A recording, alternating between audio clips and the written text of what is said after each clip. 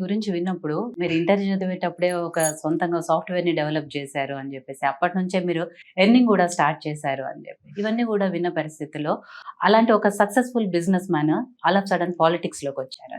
So business మ్యాన్‌గా ఎలా feel అవుతున్నారు? పొలిటికల్‌గా ఎలా ఫీల్ అవుతున్నారు? అంటే బిజినెస్‌లో గూడా అండి, నేను వచ్చినప్పుడు స్మాల్ బిజినెస్. హ్మ్. అక్కడ గూడా చాలా హార్డ్ వర్కు, స్లీప్‌లెస్ నైట్సు ప్లస్ చాలా అక్కడ గూడా చాలా కష్టపడ్డాం. ఏమంత ఈజీగా ఏం ఓవర్‌కమ్ అయింది కాదు. Okay. But including our whole కంపెనీలో మా టీమ్ అందరూ, హ్మ్. మా బాబాయిలున్నారు. అందరూ కలిసి ఫాదరు అందరం కలిసి కష్టపడి దాన్ని ఒక దీనికి తీసుకొనొచ్చాం. అలాగే ఇవాళ ఇవాళ గూడా పాలిటిక్స్ గూడా క క అలాగే ఉంది. హ్మ్. చాలా చాలా హార్డ్ వర్క్ చేయాల్సిందుంది. మాకు ఉండే తక్కువ టైంలో నాకు అనౌన్స్ చేసినప్పటి నుంచి 40 డేస్ ఉండింది. ఇంక హ్మ్. వాళ్ళకి చూస్తే మీరు 1 మంత్ టైం అవును. ఉంది. 28 డేసో, 29 డేసో ఉంది. ఈ టైం పీరియడ్‌లో అందరిని టచ్ చేయాలి. అందరి హ్మ్. గుండెలు టచ్ చేయాలి. ఇది కూడా కొంచెం డిఫికల్ట్‌గానే ఉంది. బట్ మా వోళ్ళందరూ ఫ్యామిలీ ఫ్రెండ్స్ మా కాలేజ్ ఫ్రెండ్స్ అందరూ గూడా ఉన్నారు. హ్మ్. అందరూ కలిసి ప్రతి ఒక్కటి ఎక్కడ గూడా మిస్ కాకుండా ప్లానింగ్ చేస్తున్నాం. ఇది గూడా ఆడే, అది గూడా ఆడే. కష్టపడకపోతే సక్సెస్ అంత సక్సెస్ ఈజీగా కాదు. రాదు కదా! మేమెప్పుడు గూడా కష్టాన్ని నమ్ముకునేటోళ్ళము. హ్మ్. సో, ఎక్కడ ఏది గూడా బిలీవ్ చేయం మేము. ఓన్లీ కష్టాన్ని చూసి ముందుకు పోయేటోళ్ళం.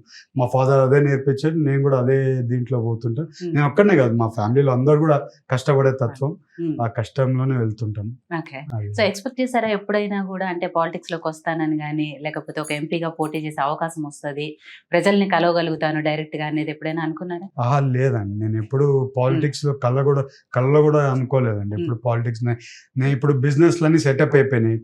రన్నింగ్ జరుగుతున్నాయి. హ్మ్. ఇప్పుడే కొంచెం ఒక లాస్ట్ 1 ½ ఇయర్ నుంచి కొంచెం రిలాక్సేషన్ మూడ్‌లో ఉండేది. ఆహా!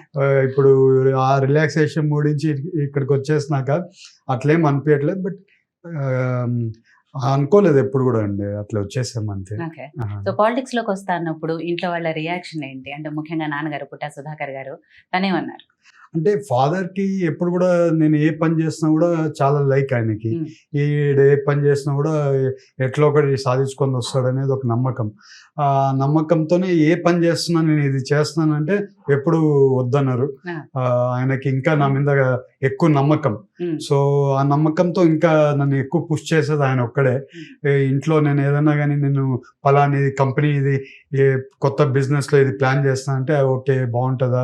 ఏంటని అడిగేసి ముందుకెళ్ళిపోవడమే గాని, ఎప్పుడు కూడా వద్దు నువ్వు ఇది చేయొద్దు, ఇది తప్పు ఇదని ఎప్పుడు అనరు. హ్మ్. ఆయన కూడా ఈడు ఎంతో క్యాలిక్యులేటెడ్‌గా ఉంటాడు. ఎంతో ఆలోచించి చేస్తాడు.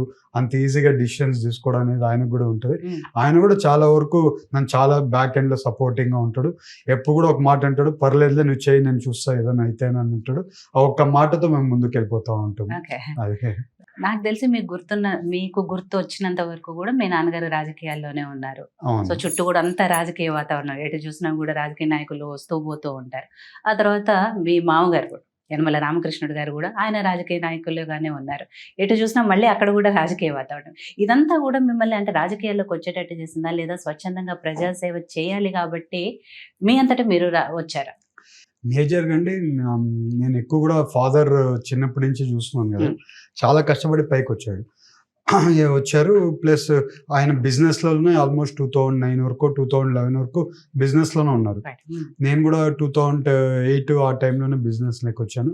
ఆ టైం నుంచి చూస్తున్నాను. బట్ పాలిటిక్స్‌లోకి ఎంటర్ అయినప్పటి నుంచి గూడా ఏదైనా బ్యాక్ ఎండ్‌లో ఏదైనా వర్క్ ఉన్న ఫాదర్ వర్క్ ఏదైనా ఉన్నా గూడా నేను చేసేటోడిని. హ్మ్. ఈవెన్ 2014 ఎలక్షన్స్ అయినా గాని, 19 ఎలక్షన్స్ అయినా గాని నేను దగ్గరకుండి నడిపించేటోడిని. సో, అక్కడ హ్మ్. ఐడియా ఉంది. బట్ ఆ ఇది నా మీద ఏమి ఇన్‌ఫ్లూయెన్స్ లేదండి. హ్మ్. అదేం ఇన్‌ఫ్లూయెన్స్ లేదు. నా ఇన్‌ఫ్లూయెన్స్ అంతా గూడా ఆహ్, ఈ నేను చెప్పాను గదా మీకు, హెల్పింగ్ నేచర్‌లో ఇదే ఉండేది గానీ, ఎందుకంటే చాలా కష్టం. మనము ఆ జీరో లెవెల్ నుంచి అలాగ లైఫ్ ఎట్లుంటుందో, మాకు ఆ కొట్టాల్లో ఉండే ఇల్లులు ఎట్లుంటాయో, లోపల ఆ వేడి ఎట్లుంటుందో హ్మ్. ప్రతి ఒక్కటి చూసినోళ్ళం గాబట్టి, నా వల్ల అయినంత వరకు చేసేటోడిని. ఇవాళ ఇంకా ఆపర్చునిటీ పెద్దగా వచ్చింది. అది లార్జ్ స్కేల్‌లో జేయడానికి ఆపర్చునిటీ వచ్చింది. అది గూడా ఏలూరు ప్రజలు జేయడానికొచ్చింది. నా అదృష్టం అది. హ్మ్. ఇవాళ ఏలూరు ప్రజలకి నేనేంటో వాళ్ళకి గూడా ఒక మార్కు, మహేష్ అంటే పలాని చెప్పాడు చేశాడని వాళ్ళ నమ్మకం సంపాదించుకోవడం కూడా నా ఇంపార్టెంట్. వాళ్ళకి ఈసారి నేను ఈ 5 ఏళ్ళలో ఎన్నో అభివృద్ధి కార్యక్రమాలు చేసి చూపించినాక వాళ్ళకు కూడా చెప్తున్నాం ప్రతి మీటింగ్లో, ఈసారి ఈ అవకాశం వచ్చింది కాబట్టి ఈ అభివృద్ధి కార్యక్రమాలు అన్ని చూసినాకే మీరు నెక్స్ట్ టైం నాకు ఓటేయండి అని అంటున్నాను. ఓకే. ఎంపీ టికెట్ రాకముందు మీరు పోలవరంకి సంబంధించి ఆ ప్రాజెక్ట్ లో వర్క్ చేశారు. సో ఆ ఎక్స్పీరియన్స్ ఎలా ఉంది? అసలు పోలవరం ప్రాజెక్టు ఆంధ్రప్రదేశ్కి చాలా ప్రతిష్టాత్మకంగా తీసుకొని స్టార్ట్ చేసిన ప్రాజెక్టు ఇప్పుడు ఎలా ఉంది దాని పరిస్థితి? ఇప్పుడు పోలవరం ప్రాజెక్ట్ నేను ఎప్పుడు వర్క్ చేయలేదు, మా ఇన్ఫ్రా కంపెనీలో కూడా మేము ఎప్పుడు వర్క్ చేయలేదు పోలవరం ప్రాజెక్ట్లో. లెఫ్ట్ బ్రాంచ్ కెనాల్లో ఒకసారి ఒక పర్టికులర్ లెంత్ ఆఫ్ వర్క్ చేసాము, కంప్లీట్ చేసాము. అది అప్పుడు 2019 లోపల కంప్లీట్ అయిపోయింది వర్క్ కూడా. బట్ పోలవరం ప్రాజెక్ట్, ఇప్పుడు ఉండే పోలవరం ప్రాజెక్టు ఈ వరదలు వచ్చినాక, ఈ వైఎస్ఆర్సీపీ గవర్నమెంట్ వచ్చినాక, వరదలు వచ్చినాక ఆ ప్రాజెక్ట్కి ఇంకొక ఇటుక కూడా వేయలేదండి. నేను మొన్న ఒక 1 వీక్ బ్యాక్ ఇప్పుడు వెళ్ళి చూసేసి వచ్చాను టోటల్ ప్రాజెక్ట్ అంతా కూడా. ఒక ఇటుక వేయలేదండి. అక్కడ ఉండే మిషనరీస్ ఇవన్నీ కూడా చిలుం పట్టిపోయి ఉన్నాయి. ఇప్పుడు ఆ ప్రాజెక్ట్ని మళ్ళీ రీవోక్ చేయాలి. ఇప్పుడు ఏమవుతుందంటే అండి, ఎస్కలేషన్ అని ఉంటుంది. ఎస్కలేషన్ అంటే ఏంటంటే ఇవాళ కాస్ట్ ఉంది, ఇవాళ సిమెంట్ 2019లో 200 రూపాయలు సిమెంట్ కాస్ట్ ఉంది అనుకోండి, ఇవాళ సిమెంట్ కాస్ట్ 350 రూపాయలు 400 రూపాయలు ఉంటుంది. అంటే ఫిగర్ నేను చెప్పేది ఎగ్జాక్ట్ ఫిగర్ కాదు కానీ పెరిగిండొచ్చు, 200 రూపీస్ 100 రూపీస్ కాస్ట్ పెరిగి ఉంటుంది. ఆ కాస్ట్ లో ఇవాళ మనం 200 రూపాయలు చేయాల్సిన పని 400 రూపాయలు అవుతుంది. అదే ఇదే గవర్నమెంట్ ఆ ప్రాజెక్ట్ కంప్లీట్ చేసి ఉంటే తక్కువ కాస్ట్ లో ప్రాజెక్ట్ కంప్లీట్ అయ్యిండేది. ఇవాళ అదే ప్రాజెక్ట్ హెవీ కాస్ట్ లో కట్టాల్సింది వస్తుంది. దీనికి ఎట్టి పరిస్థితుల్లో సెంట్రల్ గవర్నమెంట్ ఫండ్స్ చాలా వరకు అవసరం ఉంటుంది. ఈ ప్రాజెక్ట్ కంప్లీట్ చేయాలంటే సెంట్రల్ గవర్నమెంట్ నుంచి ఫండ్స్ తేవాలంటే ఎంపీలే ఫైట్ చేసి తేగలుగుతారు. ఇవాళ నా మీద ఎంత పెద్ద బాధ్యత ఉందంటే అండి, ఒక పోలవరం ప్రాజెక్టే కాదు, పోలవరం ప్రాజెక్ట్ ఉంది, ఒకటి చింతల్పూడి లిఫ్ట్ ఇరిగేషన్ ప్రాజెక్ట్ ఉంది. అది 65% కంప్లీట్ చేశారండి. Chintalapudi lift irrigation project 65% complete చేశారు. పోలవరం ప్రాజెక్టు 90% కంప్లీట్ అయిపోయింది. ఇక్కడ 10% ఉండేది. ఈ గవర్నమెంట్ కంప్లీట్ చేయడానికి ఇంట్రెస్టెడ్ లేరో, వాళ్ళు ఏం ఐడియా ఉందో ఆ ఇరిగేషన్ ప్రాజెక్ట్స్ చేస్తే దీనివల్ల మేజర్ బెనిఫిట్ ఎలా అయ్యేది ఎవరంటే రాయలసీమ ప్రజలే.